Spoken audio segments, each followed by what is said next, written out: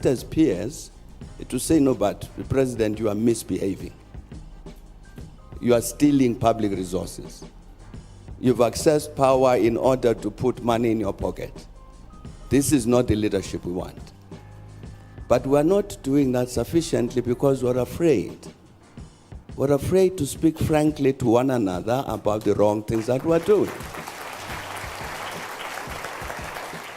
And I think if we don't do that, we will meet a century hence to discuss the same question. I think that critical self-assessment of the continent is necessary.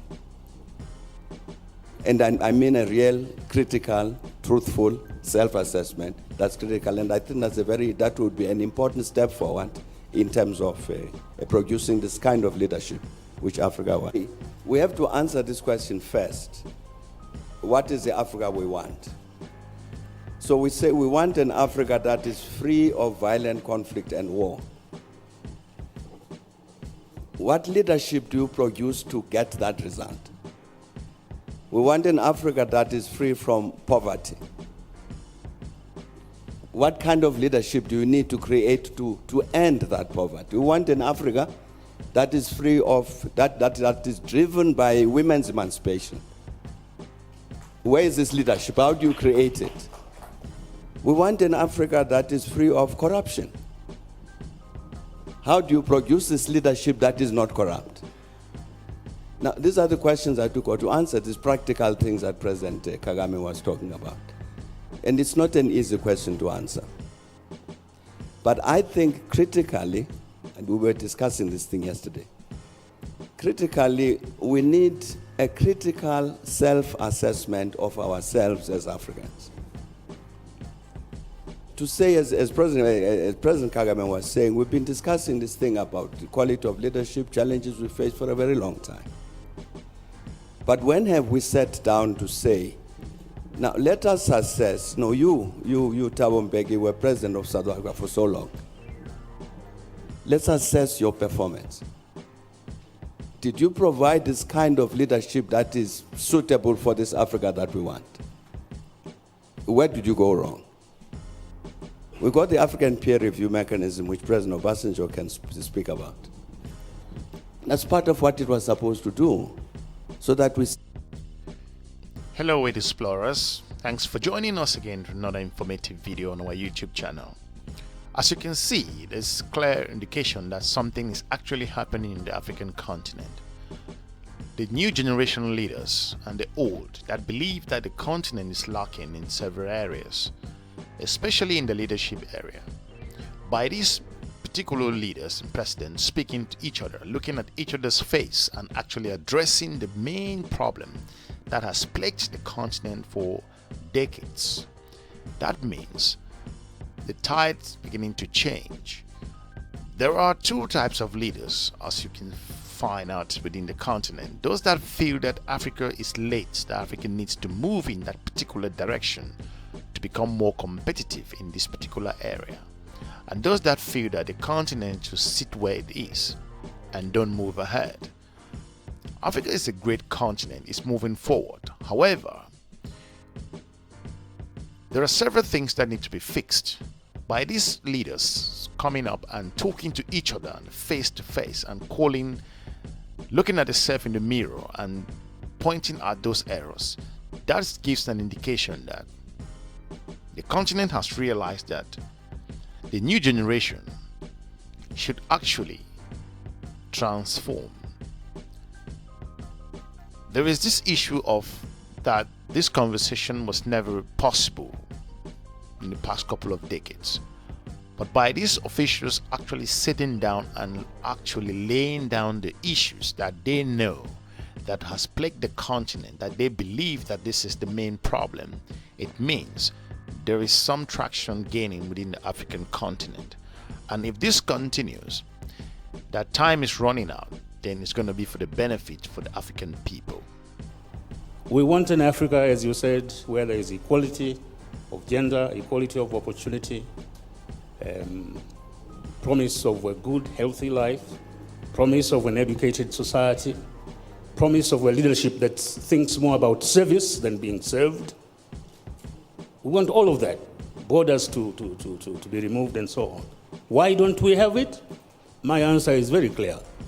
Because you have a selfish leadership. Extremely selfish. We often think of the problem of leadership as being the problem of the leaders alone. Fine. They must be defined, have integrity, have all those we want. But to succeed, they must be able to implant those attributes in the population. Their political parties must be organized in such a way that they reflect those values and embody those aspirations in their political interaction. If they don't, you have trouble. We are multi-ethnic societies. What basic values have we embodied in these societies? Equality? Or is it diversity? How do you convert diversity into strength rather than diversity as a cause for war and internecine fighting? Can it be done? It can be done. It's been done in centuries before, in Europe and elsewhere. Why can't it be done in Africa? But we don't have the will because we are selfish. We are concerned of the here and now in the seat I am in. That's wrong. We have, it's ironical that you have a continent with the best natural resources of any others as of today, but they are being exploited for the sustenance of those who enslaved us and continue exploiting us rather than being exploited for our own emancipation. Why? Because you have a leadership that does not recognize the degree of present-day enslavement, economic enslavement, and the necessity for emancipation. It's ironical. We talk about development, but we don't stop in time to define what development in our kind of situation is. One of the greatest reasons of admiration for this country, for instance, is the fact that you have here a universal system of health and education delivery. Now that is development. Rwanda is more developed than any of these Western countries in this regard, where you have assured health and education delivery. So we really must rethink where we are, why we are, what we can be, and how we can. I agree, women, youth, and all those things. But internally, the fault is in us, dear Brutus, not in our stars. Thank you. Succession planning has been a big issue within the African continent. We do have succession planning in different ways. It could mean different things for different societies. But from an African perspective, as you will see, a certain leader would explain what succession planning could mean. Some could look at it to be preparing people to take over in different ways. However, there are also countries that leaders have changed following the normal term of office, but they haven't delivered the things that were expected to actually move their country forward, looking at their peoples, the resources, and other things. By having a clear picture and a better understanding as to what succession planning means, and from the African context and how relevant that should be within the African society, could help a lot. The succession planning challenge that the continent faces is not just about the leadership area. This goes far into African businesses. In many situations, once the sole proprietor or the main business owner, the main entrepreneur dies in course of their life, the business runs down to nothing. This is a major issue. This applies to the countries themselves. By these leaders having a clear succession plan in place, a good preparatory approach, it gives a better understanding. Take the case of Tanzania. With the passing of the president of Tanzania, the clear constitution is sitting there. The next person, who's the president, steps in and take the country to the next level. No question. So a better succession plan in place will only help drive the continent and build confidence, both for investors and also the young generation that's coming up. So what we're going to hear from these leaders, they will present to you from a different angles on how they view succession planning. This type of conversation gives a clear picture that the African continent is beginning to realize their errors. And by having frank talks, it's just going to be wonderful. Nairi Woods, Dean of the Blavatnik School of Government at the University of Oxford. We have at least 4 presidents on the panel. It's very difficult for outstanding leaders of any organisation to think about their succession. My question to the 4 presidents is, what do each of you think are the most important steps you need to take in order to ensure that your succession is a positive and smooth one? Thank you. To give more value to the question and the meaning of it, it is important to think about what you leave behind for the successor to take over than even to just be succeeded. What I'm saying is, you see,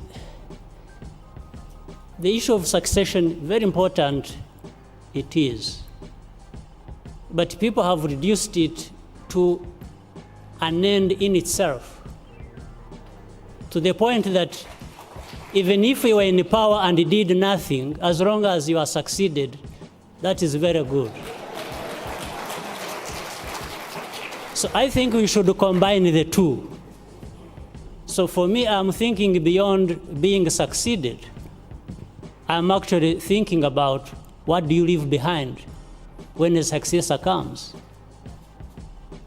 So otherwise, it could be in power for 10 years, for 20, mess it up, and then say bye-bye, and somebody else comes, takes over, and just screws up the same way as the other one.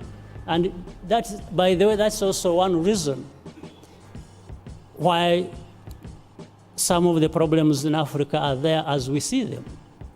We have had places where this succession has been going on quite well, but the lives of the citizens have not changed, or they even get worse.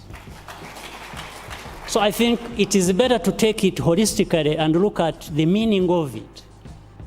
So I think my preoccupation as a leader is to do the best I can while I am there. So that, because what we are managing is just not succession, it is the lives of people. And in fact, you see, the other thing about leaders, yesterday somebody raised the point, he talked about strong leaders and said we shouldn't talk about that, we should be talking about institutions. And I think Thabo Mbeki raised a good point. Even for strong institutions, or institutions that deliver for people, actually don't just happen. They are put in place by people, by leaders. So leaders we want, and therefore who should be succeeded and things go on, as one aspect of what many things that should happen, should be leaders that allow the building of institutions that will outlive them. But it is leaders who will still do it, especially when they work well with their people. So look at